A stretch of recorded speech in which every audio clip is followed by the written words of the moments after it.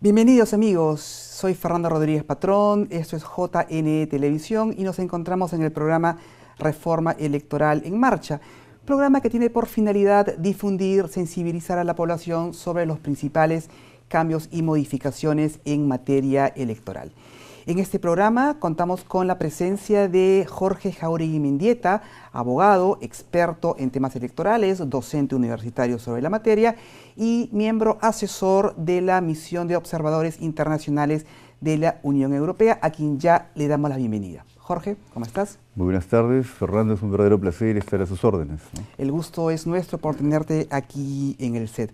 Jorge, este programa tiene por finalidad, como lo dije hace un momento, difundir la reforma electoral que impulsa el Jurado Nacional de Elecciones. Pero en este programa, aparte de ello, quiero hacer una especie de balance, aprovechando tu perspectiva, trabajando con la Misión de Observadores Internacionales, sobre las reformas electorales que se introdujeron con relación al último proceso. Todos sabemos que las últimas elecciones generales fueron convocadas en el mes de noviembre del año pasado por decreto supremo.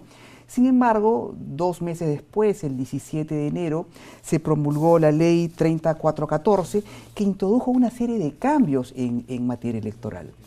Comencemos sobre esto. ¿Cómo se vio o cómo se ve? ¿Cuál fue la percepción que se tuvo con relación a unos cambios normativos cuando el proceso ya estaba convocado?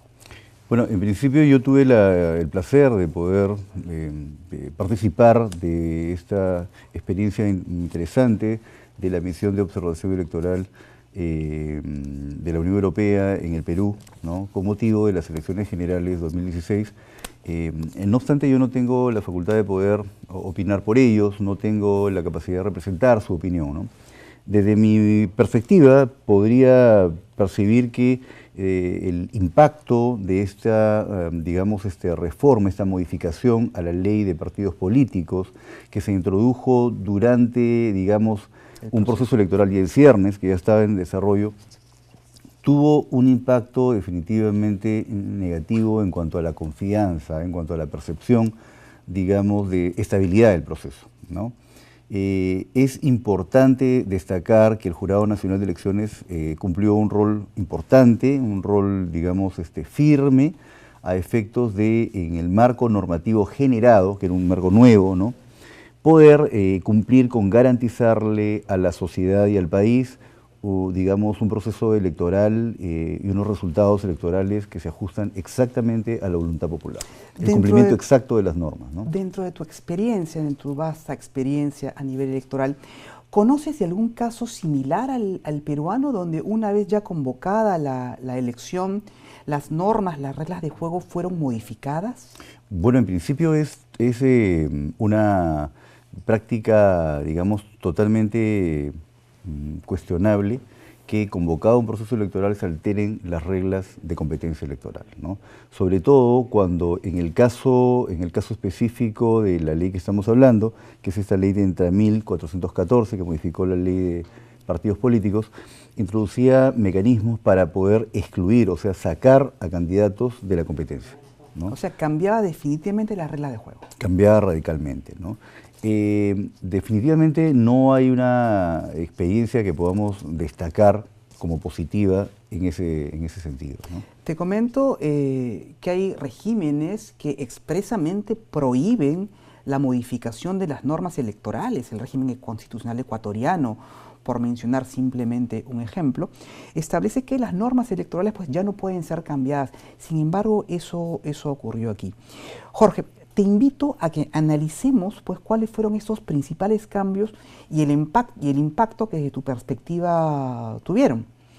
El primer cambio que estableció la ley no afectó directamente el proceso, pero sí tiene que ver con los siguientes procesos. Es el incrementar el porcentaje de firmas que se requiere para una inscripción. Ahora es del 4% para los partidos políticos y del 5% para los movimientos regionales, cuando antes era solamente del 3%. Este cambio, que repito, no afectó al proceso, pero que sí tiene que ver con el proceso que viene, en tu opinión, ¿es una buena medida? ¿Cuál es qué subyace a esta intención de elevar el monto?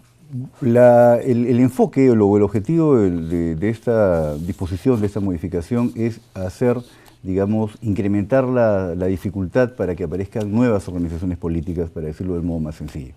La idea es contar con un sistema de partidos, ¿no?, que tenga actores legitimados, fuertes y, digamos, tal vez en un menor número de partidos, más que un sistema, digamos, de muchos partidos, o que sea muy fácil formar partidos, y que estos carezcan de legitimidad, carezcan de fortaleza institucional, ¿no? Digamos que desde el punto de vista digamos, directo, ese sería el objetivo que se busca, ¿no? Se busca entonces generar unas mayores barreras a efectos de impedir esta proliferación de formación de organizaciones políticas que carecen de una vida partidaria orgánica, ¿no? Una suerte de maquinarias electorales. En términos generales podemos decir que esa medida es correcta, ¿no? Un sistema de partidos políticos, un sistema político de modo general, es en la medida en la que tenga organizaciones que gocen de mayor fuerza institucional y sólidas, es mejor, ¿no? Concuerdo contigo con que la intención del legislador seguramente fue la de limitar el número de partidos. Sin embargo, desde la otra orilla, desde la orilla partidista, están quienes reclaman ello nos limita nuestra participación en política. Por lo tanto, es un sector con el cual no están de acuerdo con este incremento. Sin embargo, tu posición es bastante clara. Estás de acuerdo con elevar el número de firmas necesarias. Este punto tiene correlación directa, si es que lo que buscamos es fortalecer el sistema de partidos, con el tema de las alianzas, que es el siguiente tema sobre el cual quería conversar contigo. Esta modificación legislativa eleva la valla para las alianzas. ¿Es por la misma razón? Bueno, efectivamente se busca de este modo que los mismos límites que se le asignan a los partidos políticos también le sean puestos a las alianzas, ¿no? De este modo, si una alianza electoral va a incrementar, ¿no?, va a incrementar, digamos, los porcentajes para mantener la inscripción vigente en la medida en la que tenga, digamos, al número de organizaciones políticas que conforman esta alianza. Es una medida, digamos, positiva, pero lo que yo quería decir hace un momento es que este tipo de disposiciones que están vinculadas básicamente a establecer límites para la inscripción de las organizaciones políticas no constituyen, digamos, el filtro, digamos, más adecuado, porque es en realidad en el diseño del sistema electoral, es decir, en el diseño de las reglas de distribución de escaños, de cargos políticos, donde el sistema electoral genera efectos, genera impactos, genera incentivos a los partidos para que estos sean fuertes o débiles, ¿no? Estamos de acuerdo, esto acaba siendo un requisito. Exacto. Entonces, más complicado, pero un requisito. Exacto, entonces en realidad, más allá de que sea una medida positiva, dudo que tenga un efecto real si queremos nosotros tener una visión hacia futuro de un país con un sistema de partidos sólido, ¿no? Hay una cosa muy importante, ¿no?, y es que incluso hoy en una coyuntura internacional en la que se hace bastante, digamos, se tiene mucha expectativa del desempeño económico de los países, hoy se toma en cuenta también, se retoma la idea de que la economía requiere conducción política. Entonces, los partidos políticos como espacios abiertos, democráticos, que permitan la generación de consensos, ¿no?, son sumamente importantes incluso para el desempeño económico. Entonces, va a ser sumamente importante que veamos un poco más allá del marco que establece esta norma para poder buscar un sistema de partidos mucho más sólido, institucional, que el país necesita. Estamos de acuerdo en ello. Retomando el tema de las alianzas, para resumirlo, si un partido político quiere conservar su inscripción, tiene que participar en un proceso con unos resultados medianamente aceptables. tiene que obtener un mínimo de votos que se llama umbral o valle electoral, que ahora es un porcentaje del 5%. Ahora bien, si el partido no va solo en una elección, sino va con otro, la modificación legal le incrementa la valla en un 1% por cada aliado, por cada adicional. Esto va a tener un efecto directo en que por lo menos los partidos van a pensarlo 2 veces si voy en alianza con alguien más. ¿Tú podrías explicarnos todos estos casos que hemos tenido a lo largo de los últimos procesos donde partidos que nunca han participado de manera individual en un proceso han ido conservando su inscripción por ir simplemente en una alianza, colgados del saco de un partido mayor que los cobijaba? El partido mayor pasaba a la valla y el pequeño, el que no es muy conocido, la conservaba. Con esta modificación legal eso queda de lado. Claro. A ver, en principio parece que se ha generado en este tema una suerte desorientación, ¿no? Porque nosotros entendemos que hay 2 instituciones que son distintas y perfectamente distinguibles, ¿no? Una institución es lo que se conoce como la barrera electoral, ¿no? Que la barrera electoral lo que hace es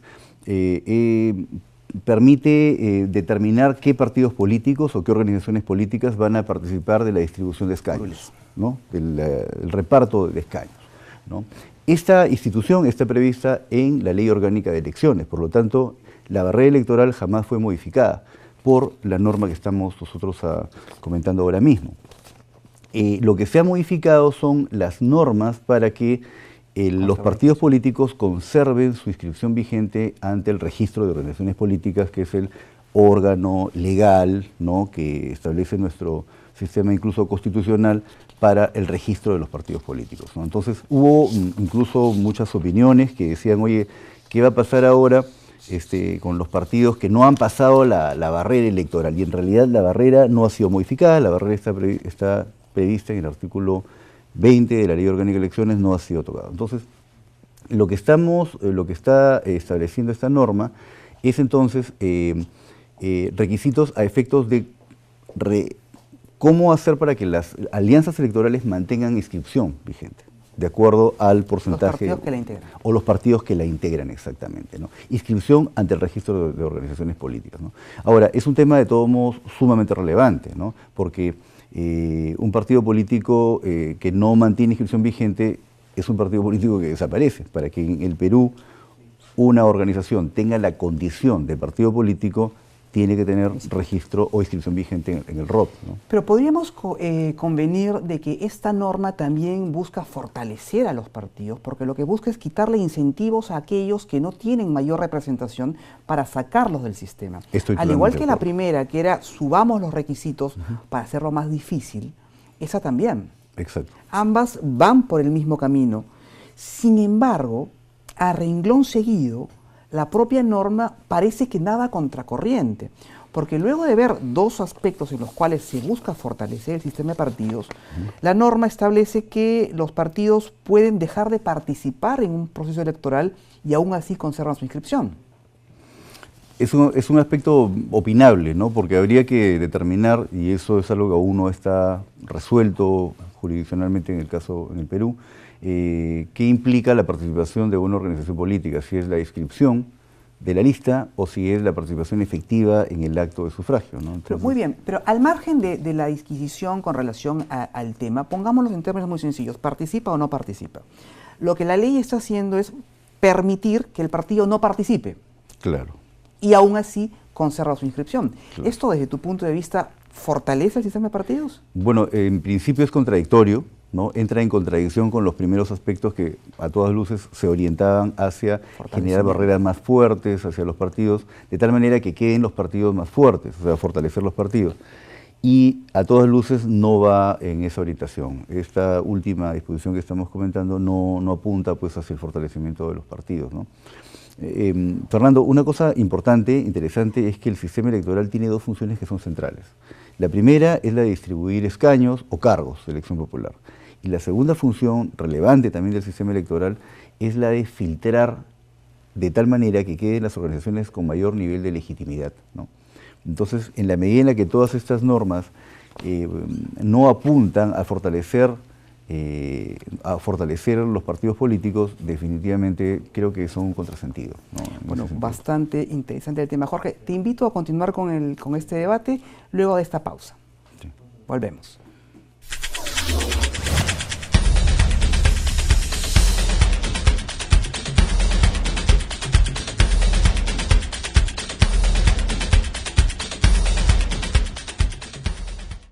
Amigos, continuamos en Reforma Electoral en Marcha. Tenemos en estudios al doctor Jorge Jáuregui Mendieta, experto en temas electorales, y estábamos comentando las últimas modificaciones a la Ley de Partidos Políticos, ahora denominada Ley de Organizaciones Políticas. Jorge, nos toca conversar ahora de uno de los temas medulares de la última modificación que sufrió nuestra ley electoral. Me refiero al famoso artículo 42. Para que nuestros televidentes entren en autos, me gustaría que establezcas brevemente en qué consistió este cambio y después opinamos sobre el mismo. Bueno, en principio el artículo 42 prevé una forma adicional de exclusión de candidaturas, ¿no? La exclusión de una candidatura es una figura, es una institución jurídica electoral por la cual a una candidatura, digamos, que ya está inscrita, firme, una candidatura, digamos, que ha pasado por todo el procedimiento de inscripción, ha agotado el procedimiento de inscripción, puede ser retirada o sacada, digamos, del modo más sencillo, ¿no?, de la competencia electoral, ¿no?, por una causal específicamente prevista. En este caso, el artículo 42 lo que prevé es la posibilidad de exclusión de una candidatura, ¿no?, por haber entregado regalos, ofrecimiento de dinero y tal, ¿no? Entonces, es una figura novedosa, puesto que no la teníamos como antecedente, y establece, como tú bien dices, una posibilidad de una sanción bastante dura. Es una, digamos que la más dura, ¿no? Sacar a un candidato de la competencia política. Digamos que la exclusión como instituto jurídico electoral ya existía, ¿no? Se ha dado en casos en los cuales el reglamento de inscripción de listas aprobado por el Jurado Nacional de Elecciones, digamos, lo incluía esta figura para el caso, por ejemplo, de información falsa en la hoja de vida. Para supuestos distintos, claro, ¿no? No para los que contempla ahora la norma. Las exclusiones han estado siempre presentes desde que tenemos elecciones.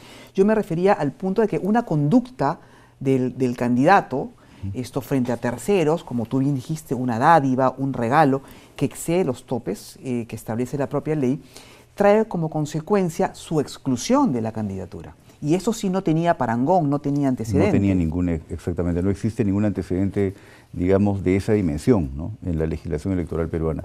Tal vez este es el rasgo, digamos, o es la característica, digamos, que ha dejado la sensación más negativa, ¿no?, en todo este cambio normativo que hizo el Congreso de la República en este proceso último, en este proceso electoral último. Y definitivamente deja la sensación de que es por eso que algunas misiones de observación, digamos, indicaron que fue un proceso atípico ¿no? Sin duda. Fue un proceso atípico. Y atípico porque no tenemos antecedente, al menos en nuestra historia electoral reciente en el Perú, de que candidatos a la presidencia de la República, un candidato a la presidencia de la República pueda ser excluido por una razón de estas características, ¿no? Más aún, cuando, como comentábamos hace un momento, la orientación de esta norma era justamente más bien fortalecer los partidos. La percepción que deja es que más bien probablemente la acción jurisdiccional, la justicia electoral pueda tener una mayor nivel de injerencia respecto de la competencia política de la que debiera tener, ¿no? Eso me lleva a tocar dos aspectos sobre este tema. Dos, si se quiere, problemas que tuvieron que ser solucionados, y creo que bien por el jurado, sobre la marcha. El primer tema fue el poco tiempo o casi inexistente plazo para su reglamentación.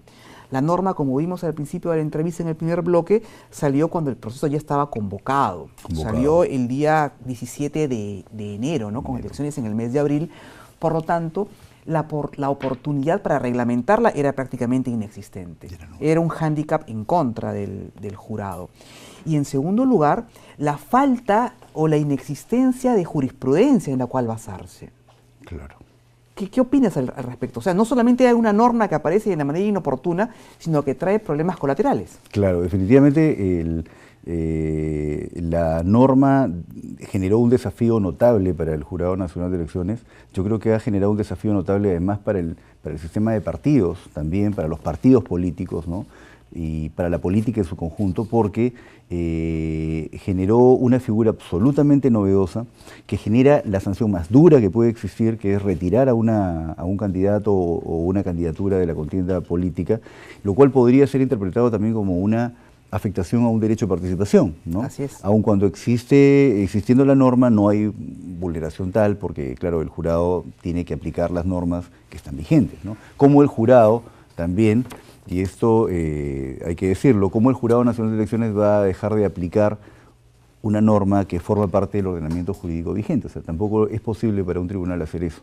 De acuerdo. Entonces, yo creo que, en definitiva, el desafío fue notable que dejó esta norma para este proceso, pero hay que incidir en que realmente la capacidad de respuesta que tuvo la Administración de Justicia Electoral fue adecuada, ¿no? Se cumplió conforme a las normas, ¿no? Estamos todos de acuerdo en ello, pero te quiero trasladar esta norma, que ciertamente fue un problema por la oportunidad, por la falta de reglamentación, por la falta de antecedentes, y trasladarlo al 2018.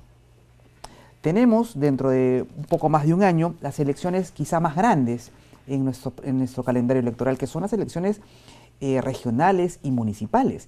¿Cómo percibes el escenario de un artículo 42 de la Ley de Partidos Políticos o Ley de Organizaciones Políticas en una elección subnacional? Bueno, lo que sucede es que todos conocemos que las elecciones subnacionales, sobre todo las municipales, son de un nivel de intensidad que no es comparable con el de las elecciones generales, ¿no? Es de un nivel de intensidad mucho mayor. Digamos que en un sistema político con una notable fragilidad de los partidos políticos desde el punto de vista institucional, es una práctica bastante común que, digamos, las campañas electorales estén asociadas a la distribución de regalos y cosas. El asistencialismo, ¿no? El asistencialismo, figuras de ese tipo populistas y tal, ¿no? Entonces, definitivamente, creo que el efecto sería nocivo de mantenerse la vigencia del artículo 42, ¿no? Pero este programa tiene por objeto no solamente debatir o discutir los temas de reforma electoral, como que estamos haciendo ahora, sino tiene una finalidad adicional, que es la de promover, incentivar reformas electorales. El propio nombre del programa, Reforma Electoral en Marcha. Entonces, yo opino que este artículo debe ser reglamentado. No sé qué opinas tú. El artículo, así como está, nos podría llevar a serios problemas en el 2018. Yo tengo la sensación de que debería ser eliminado. ¿Eliminado? Yo creo que debería ser eliminado y más bien debiera... ¿O modificado? Modificado, ¿no? Yo creo que debería ser eliminado y debiera postularse a prácticas alternativas, ¿no? ¿Por ejemplo? Por ejemplo, yo creo que en la medida en la que se pueda desarrollar, digamos, un mejor sistema de financiamiento de partidos, ¿no? Se garantice mecanismos de democracia interna adecuados, ¿no? A efectos de que haya una suerte de campaña política interna en los partidos políticos, esto puede asegurarnos una mejor calidad de las campañas electorales, ¿no? Yo creo que eso nos mejoraría o generaría incentivos para mejorar las candidaturas, pero eso es una norma de campaña, que es distinta al tema de candidaturas. Entonces, a ver, si tuviésemos que reglamentar, modificar el artículo, como tú mencionaste primero, dijiste que de repente había que suprimirlo, pero bajo la hipótesis de que eso no ocurra y que el artículo deba ser modificado, que deba ser reglamentado, ¿en qué puntos pondrías tú los acentos? Yo creo que definitivamente tendría que determinarse cómo probar, ¿no? Por ejemplo, la probanza, ¿no? La probanza de en qué casos, digamos, una entrega de determinados materiales y que pueden ser concebidos como dádivas, pueden ser de repente material de campaña electoral. Tiene que haber una mayor reglamentación respecto al contenido de lo que se entrega, de lo que se entiende como dádivas o como regalos, y respecto también a los montos, ¿no? Tiene que haber ahí una mayor precisión, aunque la norma establece Hay un monto que es algo de 7 soles, me parece. 0.5 de la UIT. 0.5 de la UIT, ¿no? Creo que un poco en ese marco podría estar una propuesta de regulación, ¿no? Ahora, si tenemos más o menos, en números gruesos, 200.000 candidatos en una elección subnacional, los problemas que tuvimos en las elecciones generales con la aplicación de esta norma se van a multiplicar exponencialmente en esta elección. Significativamente. El tema de probanza va a ser importantísimo, sin duda. Pero el tema del procedimiento en cuanto a los plazos va a ser fundamental también. El tema de los plazos, ¿no? Porque, por ejemplo, en este caso teníamos que hemos estado prácticamente en las vísperas del proceso electoral y todavía el Jurado Nacional de Elecciones se veía obligado a seguir resolviendo impugnaciones que continuaban circulando en torno a esta figura. Más el principio contradictorio, que los propios fallos del jurado podían ser impugnados a través de un recurso extraordinario. Exactamente. Esto complica las cosas. Claro. Y sobre todo, si hacemos nosotros un comparativo de los plazos que maneja además la OMPE a efectos de la impresión del material electoral, la difusión del proceso. En verdad, yo creo que, por eso insisto, ¿no? Si nosotros hacemos una evaluación general respecto a las virtudes o al balance digamos, de los aportes de esta forma de exclusión, ¿no?, por entrega de dádivas, no tengo convicción respecto a que el aporte sea mayor que digamos, el nivel de juridificación de la política que va a hacer. O sea, ¿en qué medida esta norma va a hacer que el proceso político de debate de ideas se convierta más bien en un proceso jurisdiccional de apelaciones e impugnaciones sin término? Estamos de acuerdo ahí. Yo creo que lo que debemos hacer es generar un diseño institucional a nivel del sistema electoral que permita en un mediano plazo, esto no puede pensarse en un corto plazo, en un mediano plazo, que permita consolidar niveles elementales de institucionalidad de los partidos. Una cosa que es indispensable es que entendamos que no existe democracia, sino percibida como un sistema de partidos políticos, como un modelo político basado en partidos, pero partidos institucionales. Esto nos va a llevar un mediano plazo, Fernando. O sea, a la sociedad peruana no le va a tomar esto ni 5, ni 2, ni 3 años.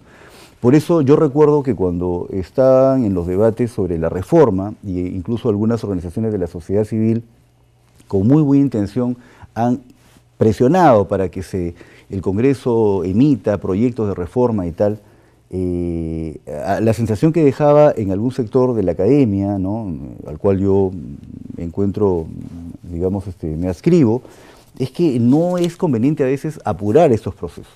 Es mejor una reforma bien reflexiva, ¿no?, respecto a cuáles son los incentivos que necesitamos en el sistema electoral a efectos de lograr un sistema de partidos estable, sólido, fuerte, ¿no? Definitivamente, un poco de lo que hemos conversado, hemos visto que el efecto real para fortalecer los partidos de las modificaciones introducidas a la legislación electoral durante el último proceso electoral, el efecto ha sido muy pobre, o se puede percibir como muy pobre. El impacto general es muy pobre. No fue positivo, en tu opinión. El impacto fue negativo, más bien, porque ha generado una norma que permite afectar un derecho de participación, está sacando de candidatura a candidatos, ¿no? Por otro lado, está aumentando requisitos para los partidos, pero por otro lado les permite no participar, ¿no? Entonces, es una norma muy contradictoria. Faltó un poco de coherencia, ¿no? Porque se introdujeron muchas variables y algunas, hasta cierto punto, podemos calificarlas de contradictorias, porque por un lado se buscaba fortalecer a los partidos y por otro lado se les permitía no participar. Si tú recuerdas el artículo 2 o 3 de la ley que te establece cuáles son los fines y objetivos de los partidos políticos, claramente dice participar en procesos electorales. Claro. Y sin embargo, a renglón seguido, en un artículo posterior te dice, pero no puedes conserva tu inscripción sin participar. O sea, allí hay una evidente contradicción. Jorge, desde el instituto en el cual eres parte, el Instituto Peruano de Derecho Electoral y Democracia, ¿se está trabajando algo sobre el tema? Bueno, en efecto, hemos venido promoviendo la posibilidad de ampliar una gran red de actores de sociedad civil que estén interesados en poder conversar, pensar repensarse un poco nuevamente el tema de la reforma, ¿no? Consideramos de que hasta la fecha se han hecho esfuerzos notables para poder abrir el debate respecto a la reforma, pero creemos que no es un esfuerzo concluido. Hay que reconocer que el Jurado Nacional de Elecciones ha asumido un liderazgo importante que hay que felicitar, ¿no? En el proceso de reforma. Sin embargo, es muy importante que sea la sociedad civil, ¿no? La sociedad civil, sobre todo a nivel de la academia, ¿no? Los sectores académicos, los que puedan también participar en un esfuerzo descentralizado. Ahí hay otro aspecto que es importante y es que el esfuerzo se ha concentrado esencialmente en Lima, ¿no? Y finalmente es importante que este debate se abra, ¿no?, al país, ¿no? Jorge, como sabes, el tiempo en televisión es bastante tirano, estamos ya llegando a la parte final del programa, pero no quisiera terminarlo sin recoger tus conclusiones, tu balance. ¿Cuál es tu opinión general con relación, pues, a la 3414? ¿Qué le faltó? ¿En dónde tuvo excesos? Yo creo que un aspecto virtuoso de la norma, para empezar por el aspecto positivo, claro, es el hecho de que ha tenido una predisposición, una orientación muy clara a afirmar el carácter democrático tanto de los dirigentes partidarios como de los partidos, ¿no? Hay una precisión en el artículo, esto es el artículo 5º, ¿no?, que establece que los partidos deben tener no solamente una vocación por la participación democrática, sino que tienen que tener planteamientos programáticos e ideológicos democráticos, ¿no? Eso es importante. Excluye a los que no lo tienen. Excluye a los que no lo tienen, deben estar excluidos. Esto es importante porque si nosotros nos ponemos a pensar, el arquetipo del partido político organizado son los partidos totalitarios, los partidos fascistas, ¿no? Y en la otra orilla, ¿qué tenemos? ¿Qué le faltó a esta norma? ¿Qué le hubieras agregado tú? ¿Tú qué hubieras recomendado que se incluya en una norma que modificaba a la ley de partidos políticos? Yo lo que creo es que el tema fundamental, hay dos temas que son fundamentales y que no están vinculados al tema de inscripción de partidos en una ley de partidos. El primer tema fundamental es cuán eficiente, cuán, digamos, abierta, por decirlo de alguna manera, es el proceso de democracia interna de los partidos. Eso debió fortalecerse. Un partido político que no vive democracia no tiene posibilidad real de posicionarse, de consolidarse, por un lado. Y por otro lado, digamos, se requiere el tema del financiamiento público de los partidos. O sea, estamos nosotros, digamos, saliendo de un proceso electoral, bueno, ya concluido hace unos meses, en el cual hubo un cruce de información respecto a formas de financiamiento ilícitas, incluso denuncias de lavado de activos vinculadas a algunas dirigencias partidarias, ¿no? Pero no hay una respuesta concreta desde el Estado para que la política sea financiada en forma legal. Correcto. Entonces, yo creo que esos dos aspectos serían los aspectos que no se ha tocado y que son los que necesariamente deben tocarse en esta reforma. Jorge, ¿no? agradezco muchísimo tu participación en el programa. No, un placer, muchas gracias por la gentileza. Oye, amigos, eso es todo en Reforma Electoral en Marcha por el día de hoy. No se olviden seguirnos en redes sociales, en Facebook, en Twitter y en la página web del jurado www.jne.gov.pe. Por mi parte es hasta aquí nomás y nos vemos en un siguiente programa. Muchas gracias.